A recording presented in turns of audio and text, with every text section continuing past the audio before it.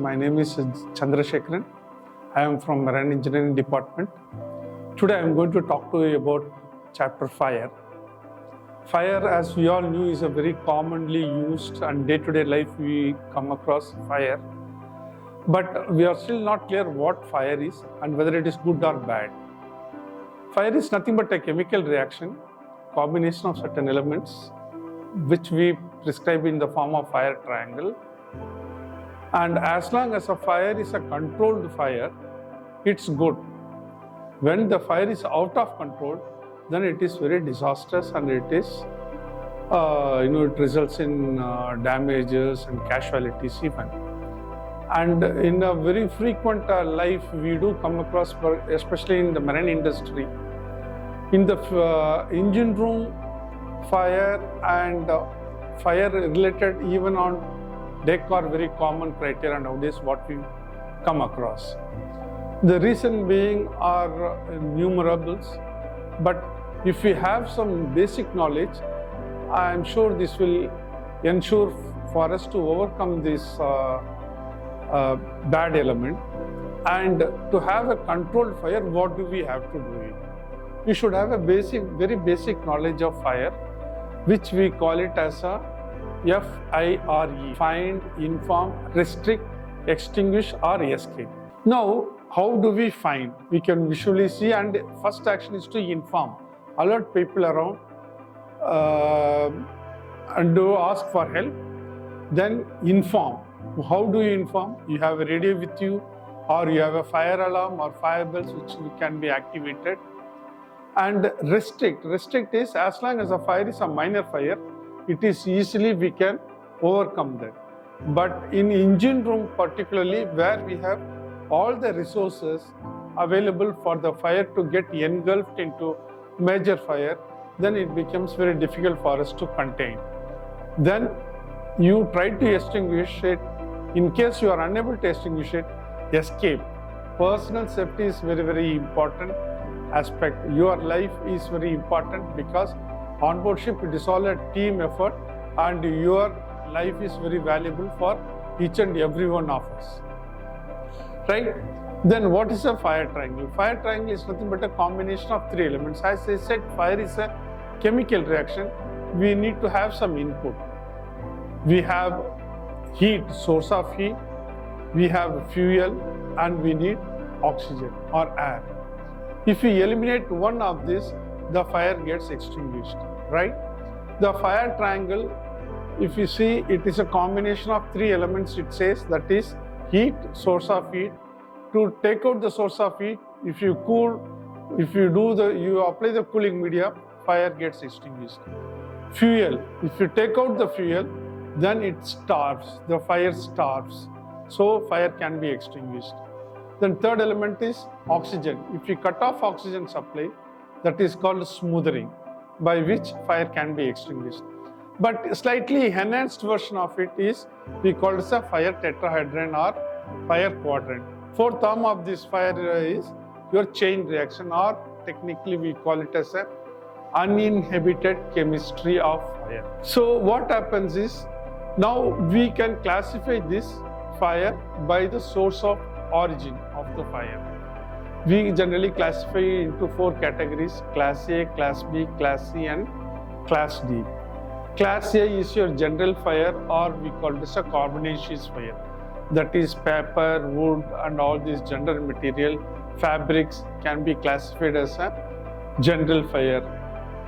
Then B is your gaseous fire or your oil fire. C is your electrical fire. D is your metallic fire. When we talk about fire, we also have firefighting equipments. We classify them by their size and volume.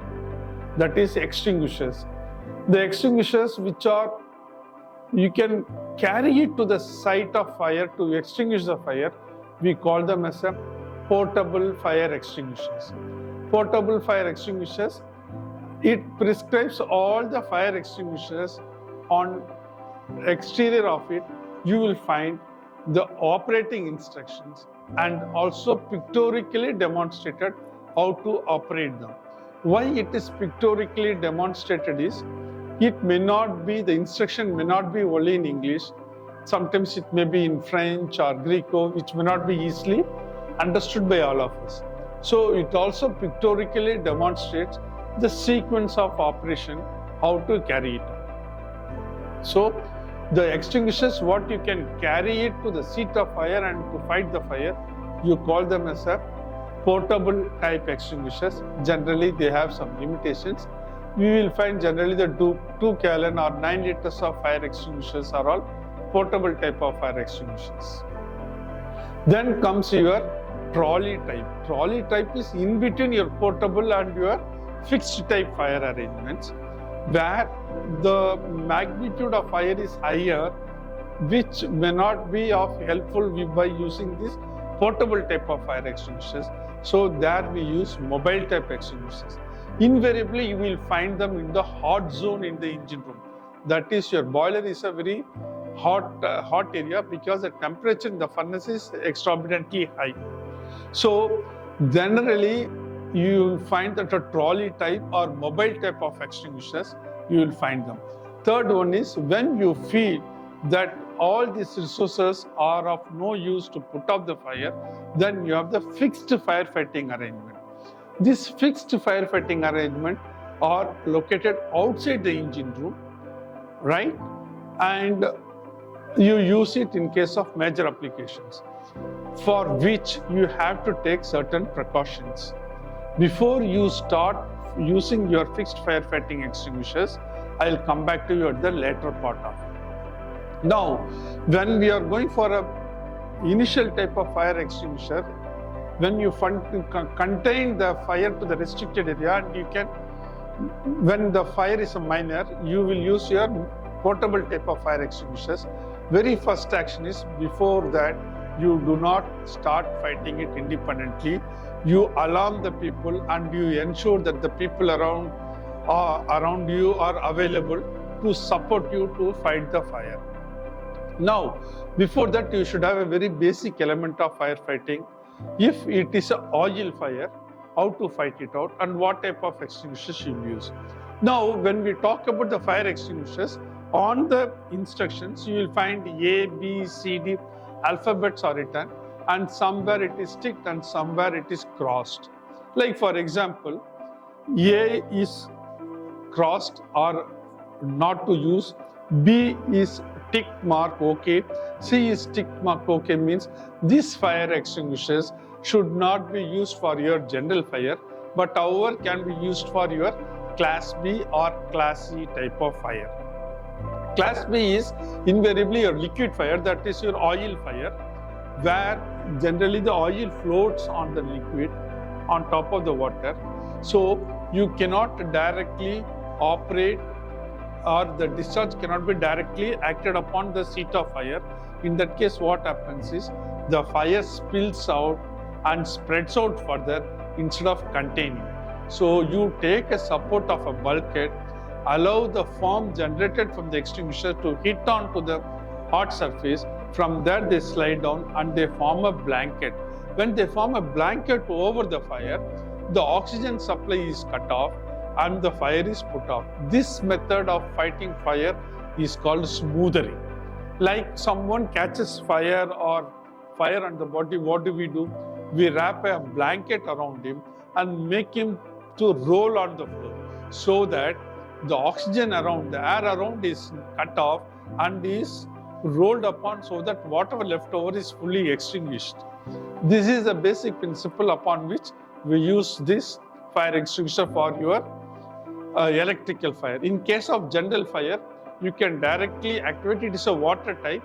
The water is allowed to hit onto the seat of fire, and by that the heat is absorbed and it is cooled down like paper. When there is an electrical fire, the first course of action what you need to initiate is switch off the power supply.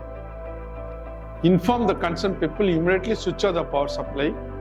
Do not go and touch it, right? Even after switching off, use CO2 type of extinguishers, or you can also use dry powder type fire extinguishers.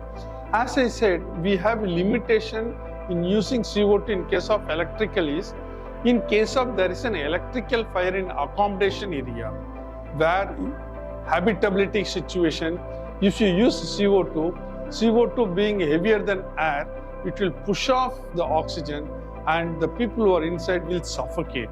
So what do? We prefer using dry powder type of fire extinguishers. Then comes your metallic fire.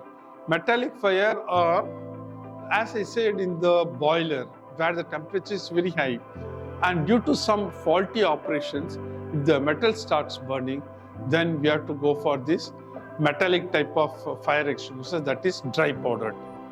Besides that, you also have one more class of fire. We call it a class F or class K type of fire, that is called galley fire. Galley is nothing but a kitchen fire. You have fatty acid and fire risk are more. Why? Because electrical circuits are there, general fire. So like fire in engine room, all the class of fires are applicable in case of your galley fire, that is kitchen fire. There you use wet type of dry powder because that can also absorb heat, which you cannot use in case of your electrical fire. Why? Because in electrical circuitry, if you use this wet type of dry chemical powder, they may go and short circuit your electrical circuit. Whereas in case of a dry chemical powder, the electrical systems will not be disturbed and can be reused. That is a very simple logic. In case of major electrical fire in engine room, what do we do? Okay, before coming to that, I also wish to slightly touch upon one more aspect, that is called foam expansion. We have low foam expansion, medium foam expansion, and high foam expansion. They vary. 1:200 ratio, 1:500 ratio, 1:1000 above ratio. In case of a fire in engineering machinery spaces, we prefer using high foam expansion because engine room being the single largest compartment and vast majority of the area volume is to be occupied, we use high expansion foam. In case of a major fire in engine room, what do? What we should do it? Immediately activate fire alarm. You rush to the emergency escape. Do not use a normal escape. Rush to the emergency escape. At the entrance of the emergency escape, you will find EEBD or ELSA set, emergency escape breathing devices.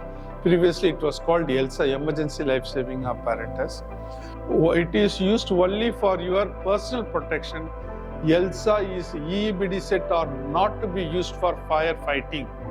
Put on the ELSA EEBD set.